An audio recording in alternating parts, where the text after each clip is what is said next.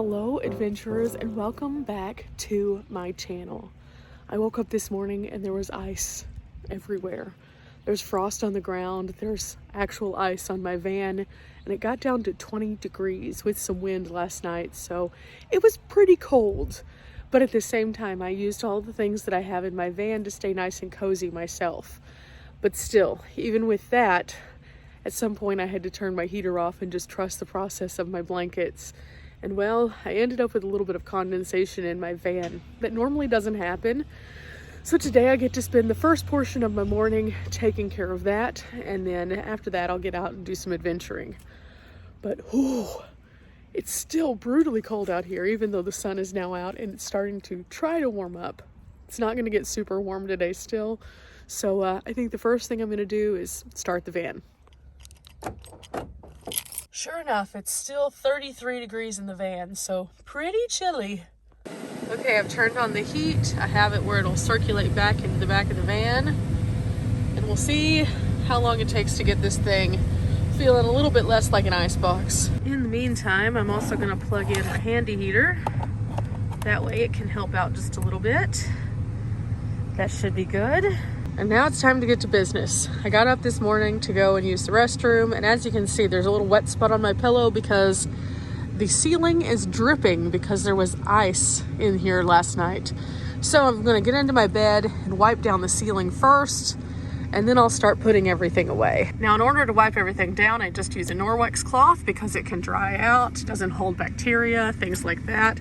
And I just go over everything super good. You can see there was a lot of moisture in here, and that is not common at all in my van. So it definitely was a result of the fact that it iced over last night. Man, I woke up this morning and it had started dripping just a little bit, and that was what really woke me up. Icy water. Woo! Now, I have encountered this one other time before to this level, and it was because it was 9 degrees outside, and again, super cold. And what happens in those cases is just you breathing and existing and having heat and then turning it off so that you can safely navigate your night. It kind of forms an imbalance, and well, this is what the result is. But it's nothing that one of these little things can't handle. You just end up going over it a few times, letting it settle, and then going over it again and making sure you got all the water, and then you're fine. We've made it up to 44 degrees in an area that I still need to wipe down. So I'll keep working on this, and then I'll catch back up with you guys. Again, my bed is a mess because whenever I got out this morning, I just kind of pushed everything up because I wanted to just like evacuate the van. And I was originally going to make my bed whenever I got up, and then I realized, oh wait, I need to take the time to go through and make sure my blankets aren't wet. So I just kind of balled them up and said I'll do it one by one, and that's fine. Okay, now that that's complete, it's time to put away my bedding. And this one is completely dry because it was kind of in between. So this one can just go in its pillowcase. And I normally keep that over beside the bed whenever I'm not using it, just so it's not in the way. Just restuff it, and well, that one's simple. But then comes the hard work. I get to inspect this big one that was on top, which is the most likely to have moisture, if any of them. And after that, I get to fold it and then roll it so it can fit into its proper spot. Changing up my van the way that I did, it now requires me to work a little bit harder on the setting up of my bed and also the taking down of my bed each day. But you know, it's something that I've just kind of gotten used to at this point, so it works out. There's that one, and out of all reality, I could probably stuff it a little bit better. So let me go in and fix this a bit. Let's see. Pull it over to the sides. Okay. And then there it goes. Okay. Now, this is the one I need to really inspect. So it was facing upwards. And it's warm enough in the van now where I can tell with warm hands if it is in fact wet.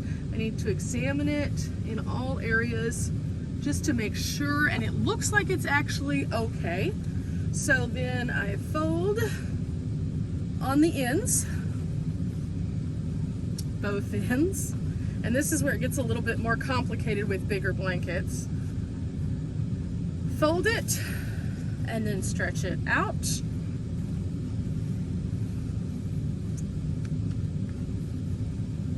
And then I'm going to fold it again.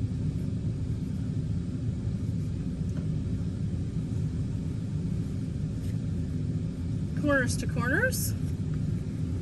Okay, stretch it out. Make sure it is doubled over in all the right places.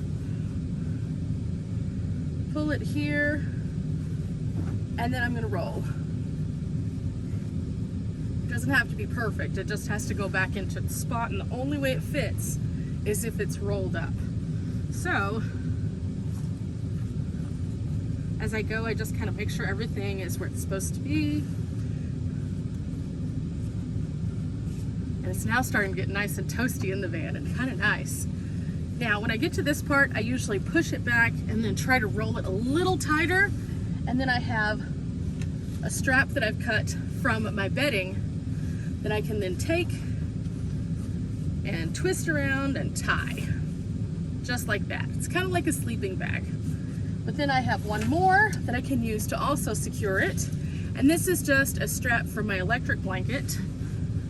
And I do the same thing with this one,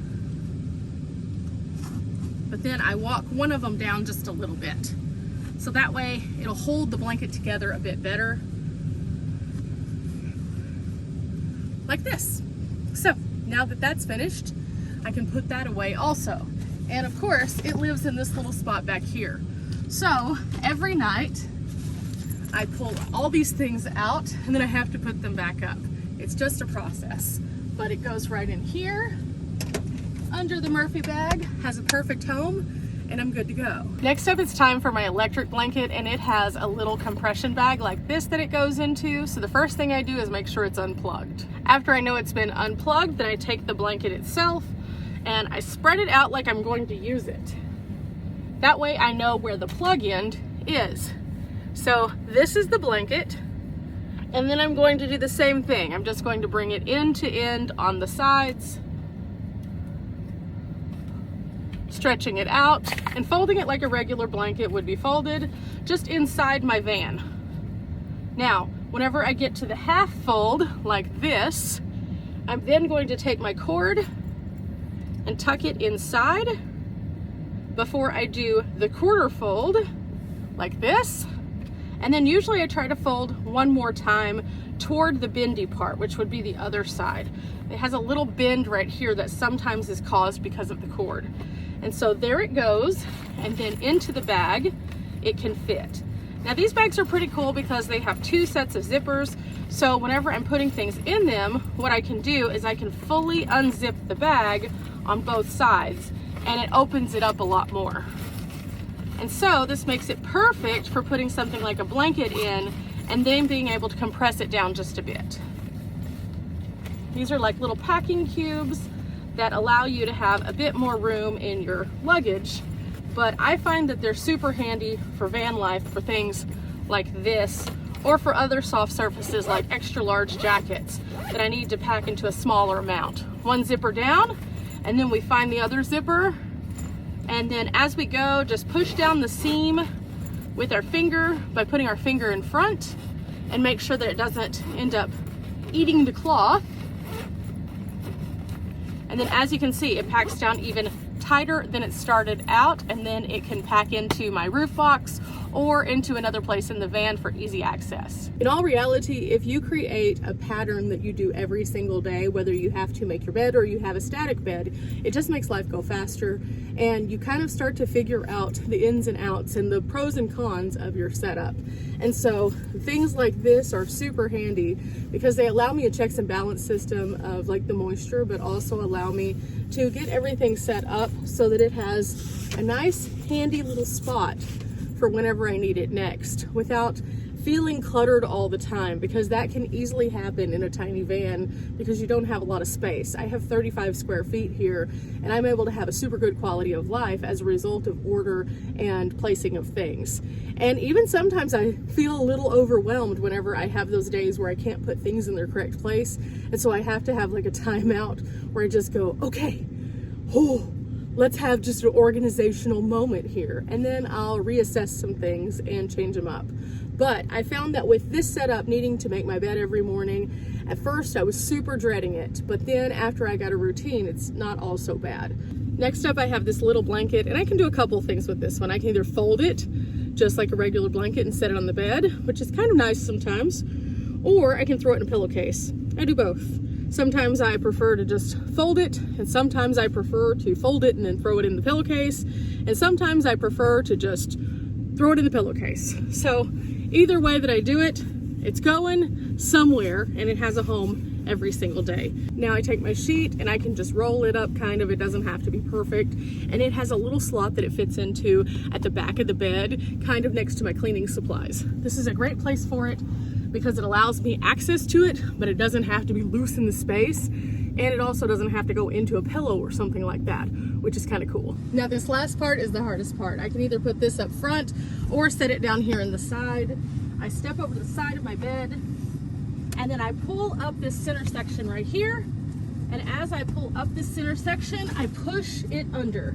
And I try to adjust my sheet as I do, my cover. And then I continue doing this and just kind of edging it back with my foot until I have this nice open space. And then I pop it down like so. And then I pull up this back section and kick the bottom section under. Now, after I've done that, pretty much done. It's a little messy still because I need to like straighten out the cover, but this is what it looks like whenever I'm in couch mode right here. I keep 2 pillows so that I can prop up my arms or lean into them for a little extra. And typically I sit at the back, crisscross applesauce. Okay, and this is how it rides. Pillows on the bed, fridge on the floor, anything loose that I have where it's not going to be flopping around, and I'm good to go. I always take what could be a weird day and turn it into something positive, and just having a routine can really help you do that. I've learned a lot over 6 years of traveling, whether it was in a tent in a small car or my van. Waking up on a cold morning can make it a little bit slower, but if you have a routine to kind of get you going, it really does help. Now, sometimes in my morning routine, I also add in hot tea or hot coffee, but because I'm going to be hiking today, I decided just to forego that and just get ready to get on the trail. I'm very excited about today. There's a lot of things that are coming, and well, I'm really excited that you guys are going to get to come along with me on another adventure. But for now, I hope this was kind of an insight as to how I function in my small space, waking up on a frozen morning. It wasn't super fun. Never is. But I have a smile on my face because at the end of the day, I know that I can get it together and make it work because I've learned to pivot in the face of adversity. Adversity always doesn't have to be something horrific happening to you on the road. Some mornings it can just be that icy coldness that you wake up to that makes it a little harder. And well, I figured that one out. Routine really has helped. Remember guys, we're not here for a long time, but we are here for a good time. And a good time can look like anything you want it to. Until next time, bye.